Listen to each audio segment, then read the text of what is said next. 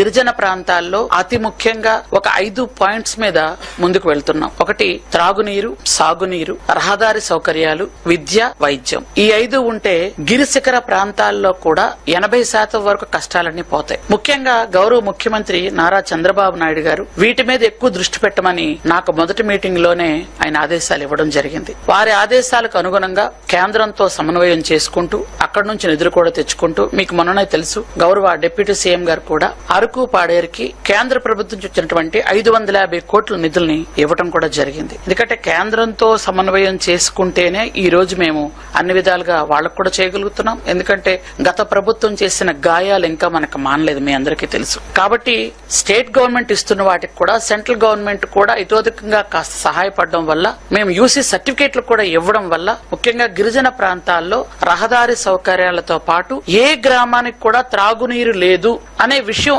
రాకుండా అందరికీ ఇస్తున్నాం. నేను వచ్చేటప్పటికి దాదాపు 1600 గ్రామాలకి త్రాగునీటి సౌకర్యం లేదు. మేము వచ్చిన తర్వాత ఆ గ్రామాలన్నిటి కూడా త్రాగునీరు సౌకర్యం కల్పించడం జరిగింది. ముఖ్యంగా పిల్లలందరికీ కూడా సమ్మర్ హాలిడేస్ ఇచ్చారు. ఈ సమ్మర్ హాలిడేస్ కంటే ముందు పిల్లలు స్కూల్స్ చూస్తే చాలా బాధ అనిపించేది. స్కూల్స్ గానీ, వాళ్ళ కాంపౌండ్ వాల్స్ లేకపోవడం గానీ, టాయిలెట్స్ లేకపోవడం గానీ, ఆర్ఓ ప్లాంట్స్ లేకపోవడం గానీ కొన్ని ఆల్రెడీ ఈ 9 నెలల్లో వాళ్ళందరికీ కూడా ఇవ్వడం జరిగింది. ఇప్పటికీ 156 కోట్లు పెట్టి స్కూల్స్ లో మౌలిక సదుపాయాలు కల్పించడం కోసం మేము ఏర్పాటు చేస్తున్నాం. ఈ 1.5 మంత్ సమ్మర్ హాలిడేస్ లో పూర్తి చేస్తాం. పిల్లలు మళ్ళీ స్కూల్స్ తిరిగి వచ్చేటప్పటికి వాళ్ళకి పూర్తి స్థాయిలో త్రాగునీరు, టాయిలెట్స్ పూర్తిగా ఉంటాయి. అలాగే స్కూల్స్ లో ఉన్నటువంటి కొంచెం రిపేర్స్ ఏవైతే ఉంటాయో అవి కూడా చేస్తున్నాం.